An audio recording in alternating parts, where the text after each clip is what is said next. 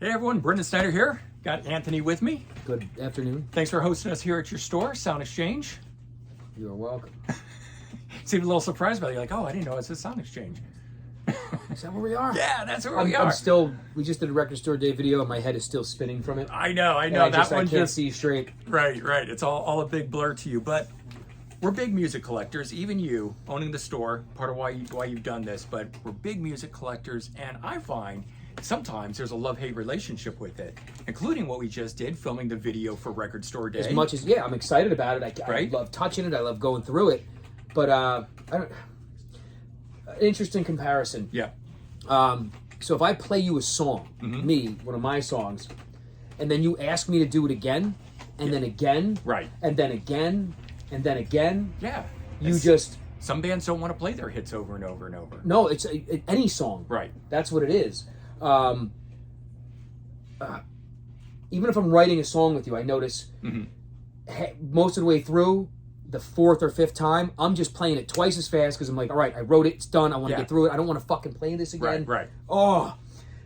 So some of the record stuff takes that on also, especially when it comes to the store stuff. Yeah, because you've had to go through it early on to figure out what it is. Then you're doing the ordering. Then you're waiting to receive it. You're making these videos to promote what it Yes. is. Yeah, I totally get it. And then I block it out Right. of my brain almost completely. So when somebody Right. says, John just mentioned something that him and I had a full conversation on.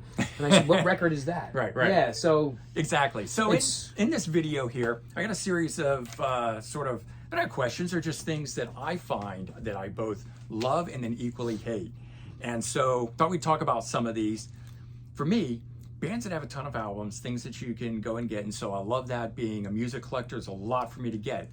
But as a music collector, I also have to collect it all. all of it. And so you want the alternate versions, you want the different pressings, and therein lies the dilemma, the love-hate relationship with it.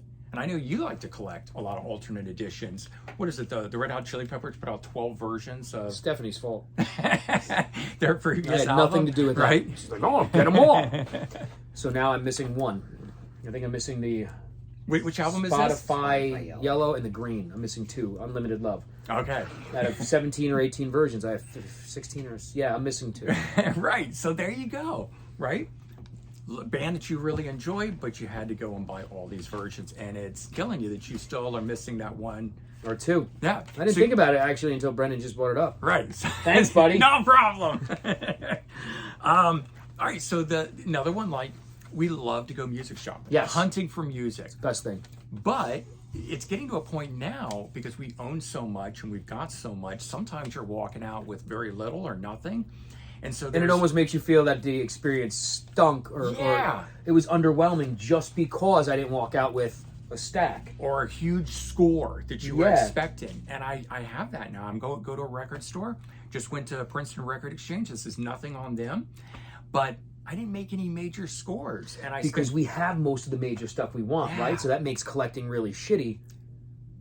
yeah. Once you've filled...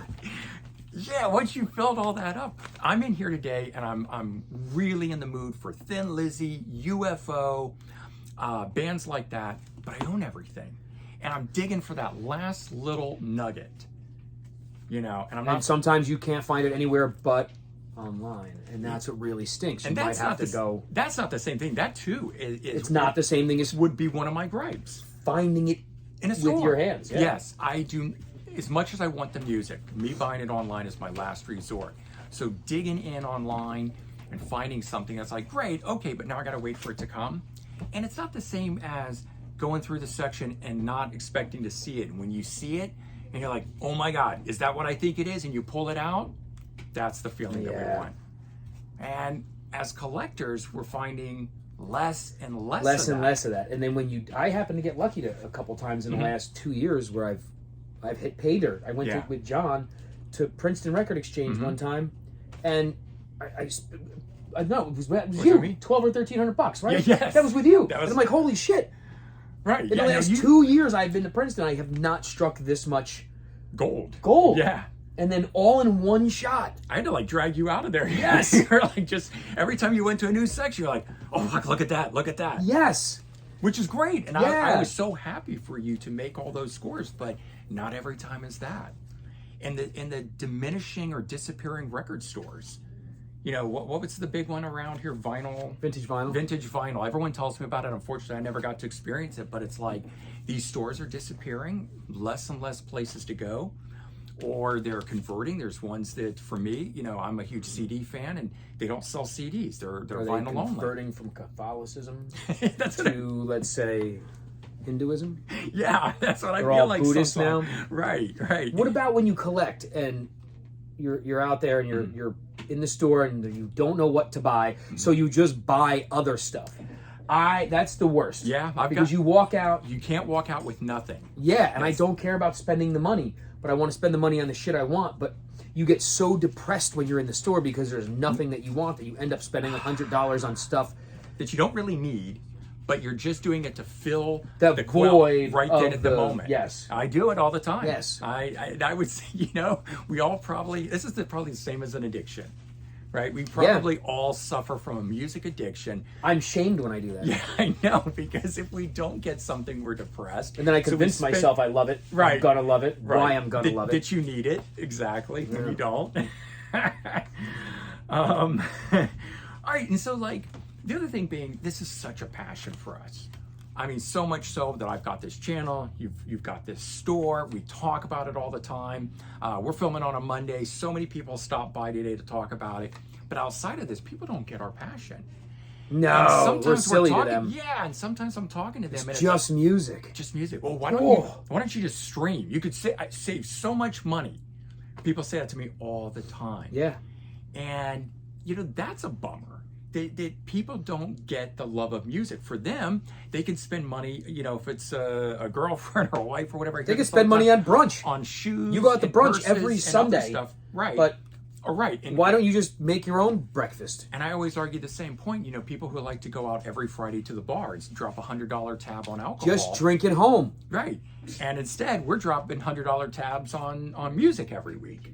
It's all the same thing, but it's just that lack of understanding. Our passion doesn't seem to get the same respect out there as other people. You can be a sports fan, and everybody thinks you're cool. Yeah, you got all this autographed memorabilia in your house that costs twice as much as our record collection. Archives. Yeah, right. But you know, somebody. But comes we're up, fools. We're fools, right? But then at the same thing, all right. So I was. It just popped in my head now. I can't remember what it was. So, sneakerheads, because that's what they call themselves. I feel silly saying that. Sneaker collectors, guys who like sneakers. They have their own name. Right. They're sneakerheads. Okay. Sorry if I've offended any sneakerheads out there. So I'm the same asshole because I got collect sneakers. I laugh. It's silly. Record store day. We're getting in line to buy records. So I have no right to laugh at the people who like sneakers. But I will say, and you and I, and we've talked about this before on the channel, we don't make fun of those people. We don't. But inside I do. Like in my head and in my heart. You question it. No, I flat out. I have a full conversation with them and I call them names because it's just what we do. Right. Inside. It's all for fun. It's just, and I don't mean that's why I don't say it out loud because you have to have it inside. Right. It's that the song we were talking about this morning, Temptation. It doesn't matter if it's good or bad. It's something we all suffer from. So the temptation to tell somebody that's corny, but we don't because we understand it because we have the same addiction that they do. The video game people, right? That's another thing that's on this list here. It's people who have the different opinion than us that tell us we're wrong for liking things. Yeah. Why is there that within this? So you'll get a video game guy telling us we're silly for collecting records, and it's like, well, you sit in front of a video screen with your hot girlfriend, banging some other dude in another apartment when you could be out living life or doing anything else, but instead, you wonder why we're sitting in the basement listening to music. Yeah. and you know, that could be happening. But you know what? My hands are free. Honey, let's dance. Right. My mouth is free. See, and I can have a conversation. I'm always willing to put on music out of my collection that they like. So when I find out the bands that they like and what it is, it's like, I'm okay. I'll listen to that. So you're at home, you're cooking dinner. Yeah, I got music. You pulled on. out a stack of CDs. You've made a playlist with a stack of CDs for the date. That's right. How much cooler is that than just going on and typing something online to pull the records? What do you like to listen to? That's freaking great. The art of it. But I used to do that when I was a kid. I know. Yeah, and there's so much fun in that, so much Yeah. memory in that. Going through the wall, pulling stuff out. When I film these videos and I do top 10s or just best of type things, and I got to go through my wall and I pull out each of those albums and I make the stack of it to have the discussion, I get so much joy and excitement out of that. And then I'm listening to those albums. Yeah. Touching it, Yeah. smelling it, and maybe you get to do it with somebody else. I opened a new CD recently, and it had a completely different smell than any other CD I'd opened in a long time. And we filmed a video on this. You smell it. Because they smell. They do. They have a different smell. Steph, hand me those Donna's records back there. They have a different smell. So when I opened up these Donna's records today, there was no scent. None whatsoever. Normally, when I do my slice open, Yeah, you get there's it. a little whiff. Right. There was no whiff on these no today. It's so faint. It does have the new record smell, Oh, it's very little. It's more plasticky than... which is very familiar to the Freddy Krueger trading card smell that I had when I was a kid in these. Yeah, This is all right. the two different smells. So, all right, let me trade. Oh, you're right. How does that happen? I don't know. Probably from the exact same record They're plant. from the same company. It's the people that were same working plant. on it at the time, and Two right as it different gets record sealed, you smells. get their smell inside it. So we're smelling Jim and Bob, who factory sealed these records. Man, we Would just that be sniffed hilarious? Jim and Bob. You remember getting the sticker out of your like shirt or your pants that says inspected by number 21 or something? And I used to think about that. I was like, Hey, who's number 21? stickering my pants? And then later on, I'd get another pair 6 months later, and I'd look to see if it was the same I person. never got the same number. No, I don't think I ever did either, but I was always looking, hoping to get it. So no new records. Smell. That's one of the joys about collecting is stupid little things like that for whatever reason Yeah. we like. I don't. Yeah, there's no downside to that one. No. Except maybe the way we look when we're doing it. All right. You just watched us sniff records. Yeah. And who's the silly one? You guys for watching or us for doing it? Okay. This is a big one. We were talking about it earlier today, and it's come up so many times in here. It's the rising cost of all prices, really, but records. They just go up and up. And, Yeah, man. you know, so as collectors, as music fans, we want to keep buying it, but the prices are going up. We can't afford what we used So to I bought a afford. CD player, and there's going to Yeah. be things now that I'm not going to buy on record anymore because Anthony bought a CD player. That really is a telling thing right there. yeah, You know, because you would just stay straight out on vinyl if this stuff was all reasonably priced. yeah. I was mad when it was $20 a record. I was mad when it was $25 a record. Now it's $30 a record on average. Yeah. I mean, I'm seeing 35 across the board. Well, At least on stuff that I'm wanting to buy. back and to I'm- Friday I'm- music. yeah. Friday music is 30. I try to sell them for $35 to $36. Sometimes 34. I know, but and you do I'm a good usually job. paying Yeah, you're not. over $30 for that release. It's a domestic release. Yeah. There's nothing special about it. It's washed out, shitty reproductions of the artwork just because you put it Oh. on color vinyl. That drives me nuts. That's not okay. When they don't even take it from an original source and the Yeah. artwork is pixelated, and I'm like, you're Slaughter's the perfect. Yeah. But again, Friday music used to have. I don't listen to their shit anymore, so I don't Yeah. care because I don't buy it because of the price. Right. So at that point, I'm not going to give you money for what you're ripping me off. Uh-huh. I'm going to go out. I'd rather spend double on an original, or I'm just going to buy the CD. Yeah. I don't give a shit. I'd rather have a CD that's closer to the original master than what you may have remastered anyway. And I sleep better at night collecting wise, knowing I've spent now a third of the price Right. on the CD rather than giving you the money for the record. Well, I mean, that leads into the next thing. It's the continued archival release and deluxe editions and reissues of reissues that the vinyl, which you want, is astronomically priced. And then you've got the CD version of this, or they bundle it together. Yeah. And it's like, you want that archival material, but why do I got to buy all this other stuff that goes with it? I was talking about the Doors' 50th anniversary for LA Woman and their other albums that they put out, and it had the LP in it, and it had 2 CDs, but all I wanted was that second disc. I didn't need the LP or regular CD of the album. So when deluxe editions first started getting redone, you used to be able to buy the rarities disc. Remember I that? know, yes. That went away. That was kind of cool. They did it for the Weezer record. Yeah. You could Slew get it of for, others that go out of my mind. yeah, Jim Blossoms, I don't know why that Eric comes to Clapton. mind, but yeah. had it was the super deluxe, and you got the regular album plus the bonus disc of rarities. Give us the option. And then all those got reissued as Why standalone spend 30 discs. when I can spend 15? I'll spend 15 on the rarities, Right. and it's better than having to spend 30 on. But see, what they're saying is they will get 30 out of you, and they've already made the money on the original album, so they don't give a shit. They don't give a shit. That's the problem. Once in a while, something happens, and we luck out like that. But in general, they're doing it for the money, and that's the plight of being a collector. We finally are back in an era where people are buying physical music again, and because you were so late on jumping on the bandwagon to reissue stuff and re-release stuff, that now that you're doing it 5 years too late, you're jacking the prices up and really hurting us, because we're going to stop buying. These people are going to stop buying it, and then you're going to complain about it. Right. You're going to say, hey, man, nobody's buying music anymore. They will price It's themselves. your fault again. Yeah. It's like, why did these labels not learn this the first go-around when they priced everyone out of the market in the CD world going up to the $18.98 prices? They're seeing dollar signs. And at a few of those, I remember at the tail end of that, there were some that were $21.98. And it was just insane. And they're doing it again with vinyl. There's no sort of across-the-board idea of what a single LP versus a double LP should be priced at. So instead of there being any sort of a range, you never know anymore. I'm going to compare this to a keg of beer. You get a keg of, you own a bar. You get a keg of beer in, and you sell a keg a month. Okay. Because you're at $8 a pint. Okay, cool. What if you sold it for $5 a pint and you sold a keg a week, or a keg every 2 weeks? Then bringing your dollar up on it. Same with records. That's that's the only way I can compute where it makes sense mathematically. Well, if I have $30 to spend and I have to go in and I can barely buy a record for $30. Right.